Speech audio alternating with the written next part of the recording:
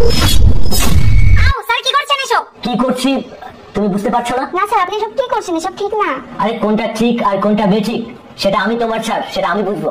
আরে শোনো, পড়ালেখা তো অনেক করেছো, এবার পড়ালেখা রাখো। স্যার এসব আপনি কি করছেন? স্যার আমাকে ছাড়ুন, আমার বাসায় আম্মু আছে, আম্মু জানলে অনেক প্রবলেম হবে। আরে আন্টি ওদিকে রান্না করে, আমি দেখে এসেছি। আর তাছাড়া তুমি এত ভয় করছো কেন? তোমার পরীক্ষায় এ প্লাস এনে দেওয়ার দায়িত্ব আমার, তুমি শুধু আমাকে একটু সময় দাও না। স্যার সত্যি আপনি আমাকে এ প্লাস এনে দেবেন? আরে হ্যাঁ সত্যি বলছি, আমি তোমাকে পরীক্ষায় এ প্লাস এনে দেবো, তুমি কোনো চিন্তা করো না। এই তুমি যে পরীক্ষা দেবে এই খাতা আমি দেখি, ভুল সংশোধন করো সবকিছু আমি করি। তোমার পরীক্ষায় কাজ আমি এনে দেবো, কোনো চিন্তা নেই, শুধু তুমি আমাকে একটু টাইম দেবে। ঠিক আছে স্যার, আপনি তাহলে কালকে চলে আসেন না, কালকে আমার আম্মু বাসায় থাকবে না। আচ্ছা ঠিক আছে, তাহলে কিন্তু কথা ওইটাই রইলো, কালকে কিন্তু আমি সকাল সকাল চলে আসবো। তাহলে আজকে আসি। কেন স্যার আজকে আমাকে পড়াবেন না? আর কি বলছো তুমি? কি পড়বা তুমি? সবকিছু তো আমার হাতে, তোমাকে পাস করানোর দায়িত্ব আমার, পড়াশোনা লাগবে না। আমি কালকে সকাল সকাল চলে আসবো, ঠিক আছে? ঠিক আছে স্যার। ওকে আসি তাহলে। আচ্ছা স্যার যে আমাকে বললো পাস করে দেবে, সত্যি কি আমাকে পাস করে দেবে? ঠিক আছে দেখি স্যার কি করে। আরে মর্জিনা তুমি কি স্কুলে যাচ্ছ? স্যার একটু আড়ালে চলেন, আপনার সাথে কিছু গুরুত্বপূর্ণ কথা ছিল। আচ্ছা ঠিক আছে চলো। হ্যাঁ বলো কি হয়েছে, কি সমস্যা? স্যার সূর্য স্যার আছে না, তিনি আমাকে বাজে প্রস্তাব দিয়েছেন। তিনি আমাকে বলেছেন তাকে যদি আমি সময় দিই তাহলে আমাকে পরীক্ষাতে পাস করিয়ে দেবে। কি বলো, তোমাকে এই কথা বলছে? তোমাকে পাস করিয়ে দেবে? হ্যাঁ স্যার আমাকে এই কথাটাই বলেছে। পাস করার ক্ষমতা কি ওর হাতে? আমি এই স্কুলের প্রধান। যাও এখন তুমি ক্লাসে যাও।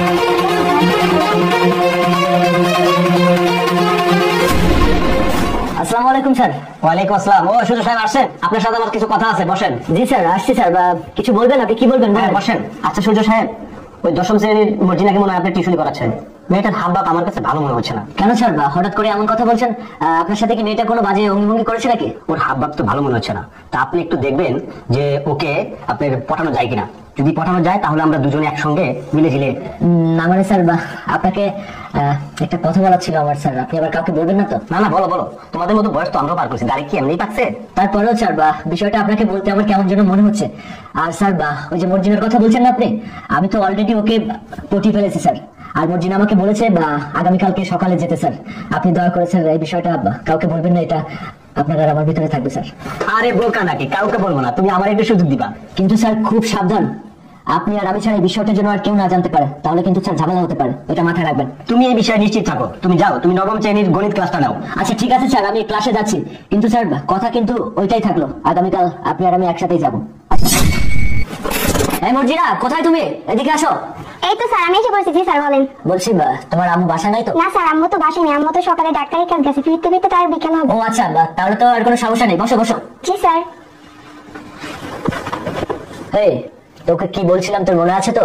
হ্যাঁ স্যার আমার সব মনে আছে, কিন্তু স্যার আমি কি প্লাস সত্যি পাবো? তুই এখনো সেই একই কথা নিয়ে পড়ে আছিস। আমি তোকে কি বোঝাচ্ছি আর তুই কি বুঝেছিস?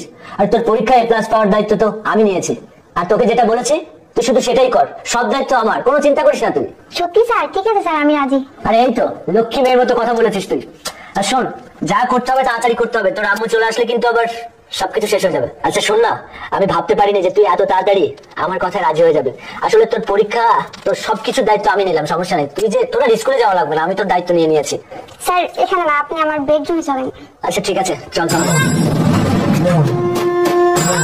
হ্যাঁ এখানে বল। আর শোন, তোর কোনো চিন্তা নেই, তোর পরীক্ষায় এ প্লাস পাওয়ানোর দায়িত্ব সবকিছু আমার, তোর স্কুলে যাওয়া লাগবে না, ঠিক আছে?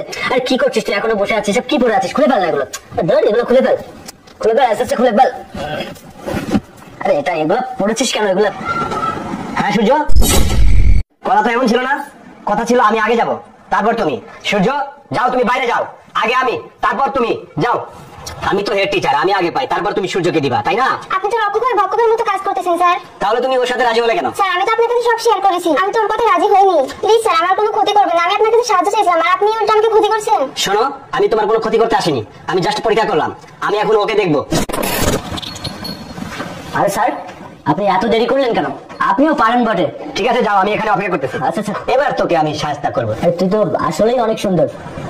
আরে সূর্য স্যার, আরে স্যার আপনারা সবাই একসাথে, মানে কিছু বুঝতে পারলাম না স্যার। আরে একা একা খেতে চান তাহলে দরজা বন্ধ করে খান। আরে সূর্য সাহেব, আপনি এই যে একটা স্কুলের মেয়েকে এনে আপনি টিউশন করার কথা বলে তাকে এভাবে আপনি রুমে নিয়ে আসছেন, কেমন হয় বলো তো? সমাজটা যদি এভাবে একের পর এক তোমাকে সবাই, আমাদের সমাজে এসব বেড়ে গেছে। তুমি এগুলো পড়ো, এগুলো পড়ো, যাও তুমি রুমে যাও।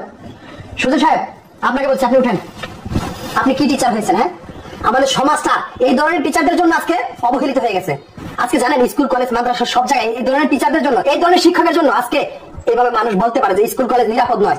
আজকে একটা মাদ্রাসা একটা বাচ্চা দূষিত হয়, আজকে স্কুলে একটা মেয়ে দূষিত হয়। আপনার মতো কিছু দূষিত টিচারের জন্য বাকি পুরো টিচার সমাজটাকে আপনার এই ধরনের সুন্দরী মেয়ে পাবেন আর তাদেরকে ঘরে ফুসলিয়ে নিয়ে আসবেন খারাপ কাজ করার জন্য। স্যার স্যার আপনি আমাদের কলেজের হেড টিচার, আপনি যদি বিষয়টা না জানাতেন হয়তো আমিও জানতাম না এতটা ভালো। এখন আপনি তার কি বিচার করবেন? এই ধরনের টিচার যদি আমাদের সমাজে থাকে, আমাদের স্কুলে থাকে, আমাদের স্কুলের বদনাম তো হবে হবে, আমাদের সমাজেরও বদনাম হবে। তার ব্যাপারে কি ব্যবস্থা নেবেন সেটা স্যার আপনি সিদ্ধান্ত নেবেন, যেহেতু আপনি হেড টিচার। আমি জেলা শিক্ষা অফিসারের সাথে কথা বলে এটা একটা বিয়ে নিচ্ছি, উনাকে চাকরি থেকে বরখাস্ত করে দেবো ইনশাল্লাহ। যেখানে স্যার আমরা ছাত্র ছাত্রীদেরকে শিক্ষা দেবো আর সেখানে আমরা এগুলো কি দিচ্ছি? সেই নাকি প্রলোভন দেখাইছে যে তোমাকে আমি A+ পাইয়ে দিব। আমাদের স্কুল কলেজে পড়ুয়া মেয়েরা কোথায় নিরাপদ? এই মর্জিনা, মর্জিনা কোথায়? এদিকে আসো। তোমার রেজাল্ট কি সে দিবে?